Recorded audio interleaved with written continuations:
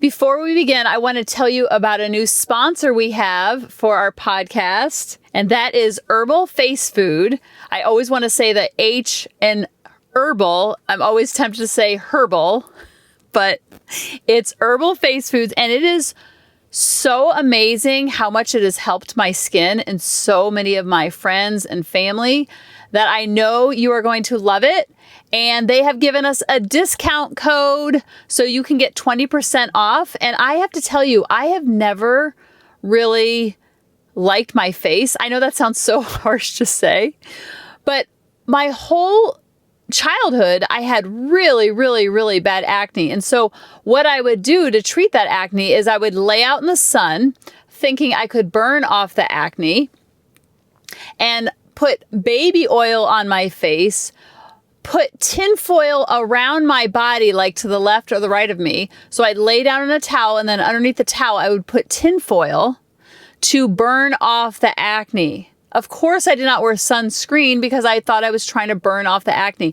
One time I even used I was pretending to shave my face with a razor to get the acne away. I was so insecure about it. And so you can only imagine the damage I have done now pushing 50, that I have sunspots galore. I have melasma. I've been to the dermatologist. They say I have psoriasis and dermatitis, and my face is just overall puffy because it's just so inflamed. But this stuff has taken the puffiness away. My skin is smooth. I am actually showing up in videos. If you see on my Instagram, I've been doing reels, which have been so much fun. And I am just I have to share this with all of you because I would never share something with you that I don't use every single stinking honkin' day. And I believe in, and I know you will love too. It is made from pure plants. It actually uses antioxidants in the serum to help with things like melasma, age spots, puffiness, dark eye circles, wrinkles. And I can promise you, if you go to herbalfacefood.com or click the link in our show notes, and the coupon code is Harmony20. How cute is that? And you will get 20% off.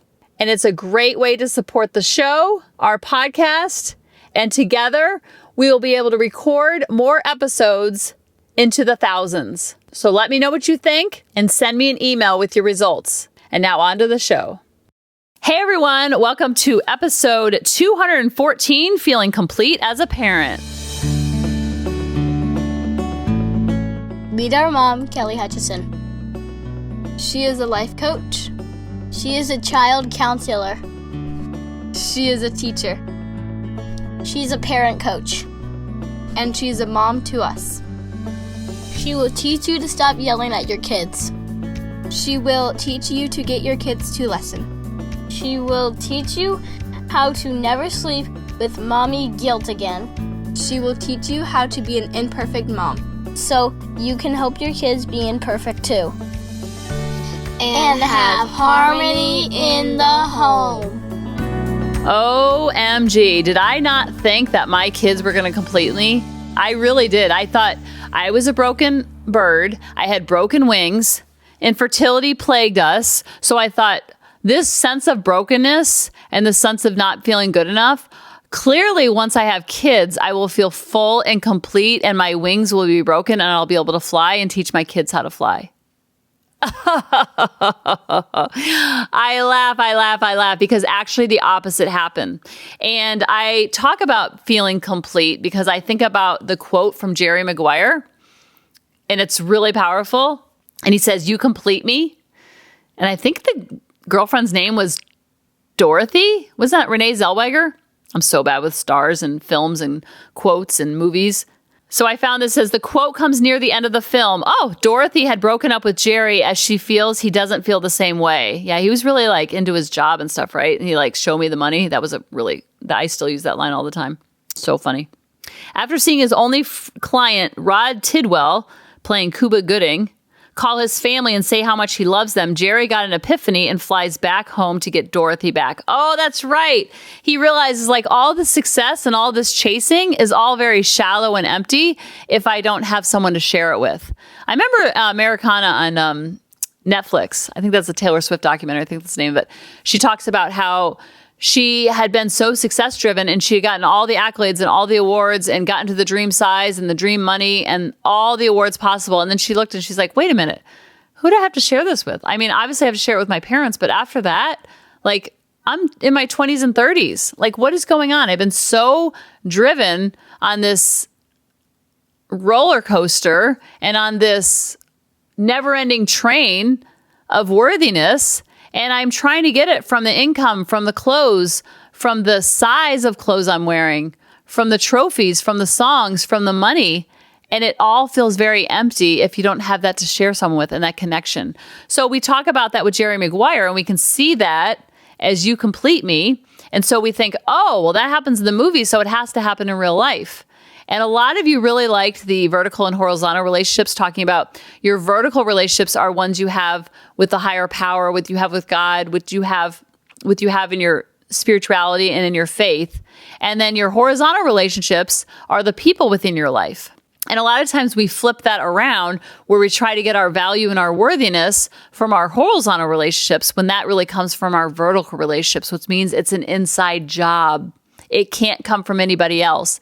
It can't come from our kids. It can't come from their accolades. It can't come from their achievements. It can't come from their grades. It can't come from our spouse.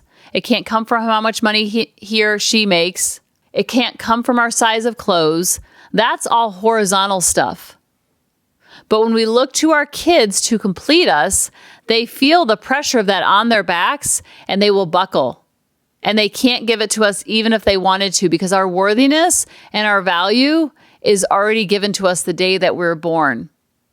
And we're taught as kids to seek that value and worthiness through things outside of us and in our horizontal relationships with our grades, with our sports, with our parents, with our friends at school, with our popularity, with the size of clothes we wear, et cetera, et cetera, et cetera. So when we step into emotional adulthood, the big people version of that just looks like, instead of our classmates, it looks like our coworkers. Instead of our grades, it looks like our income.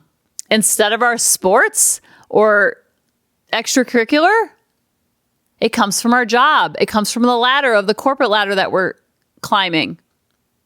Instead of coming from our parents, ding, ding, ding, we think it comes from our loved ones. It comes from our spouse and it comes from our kids. Do you see how we're all just little kids in grown-up bodies? And everybody we're around, they're little kids in grown-up bodies. When we know that no one's job is to complete us because we're already whole and complete, then we're not searching outside of ourselves for that feeling of fullness and wholeness, because we already know it lies within ourselves. Is it always there? No, and it shouldn't be. At least it's not for me. Maybe it is for you, and if it is, that's awesome. But most people that I talk to, they're trying to get that value and worthiness through the kids or the spouse or the house or the size of clothes or the income or the cleanliness of the house or the ladder of the corporate rungs that we're running up. It just shows up differently for everybody, but everybody's searching for it and everyone's seeking it. And it's something that already lives within us all. We are not broken. We are not incomplete. Our spouse is not our other half. That would imply that I am a half and David is a half, and together we make a whole. Another way of thinking about that is I am a complete person, Dave is a complete person, and we come together to have fun and be light and fluffy. But it is not his job to complete me, just like it's not my job to complete him. Same with our kids. We cannot use our kids as a pawn to make us feel whole and complete. That is an inside job that comes from our vertical relationships, not our horizontal relationships. It cannot come from our kids' accolades in school, with their grades, with the number of friends they have, with the number of parties they're invited to, with the number of goals they score, with another laps they swim and how fast they do it, or the size of clothes they wear. So when we know that we're already complete and whole, we can send that message to our kids that they are already complete and whole, and they have to do nothing to make themselves more complete and more whole. And they have to give us nothing to make us feel more whole and complete. I felt very incomplete when I first started parenting. I felt very broken from all the years of infertility. So I thought once I had kids and then they were nice to me and they had great manners and great behavior, then I would feel whole and complete and like I was a really good parent and I was meant to do this job. And then when that didn't happen, guess what I made it mean? I'm not worthy. I'm not whole. I'm not complete. I was never meant to be a mom. My kids don't love me. I'm not good enough. If I was good enough, their behavior would be better. I made all of their behavior mean something about me. I made their manners mean something all about me. When guess what? It had nothing to do with either. When you know this, you give yourself the freedom to feel that feeling of completeness separate from your child, and you put no pressure on them to give you anything to make you feel complete and whole as a human, because that comes from your vertical relationships. There's not a behavior, there's not a grade, there's not a trophy that can give that to you. It has to be an inside job. And when the kids know that they don't have that pressure on their backs and they're not a pawn to give their parents worthiness and wholeness, then they can be that butterfly that's meant to fly.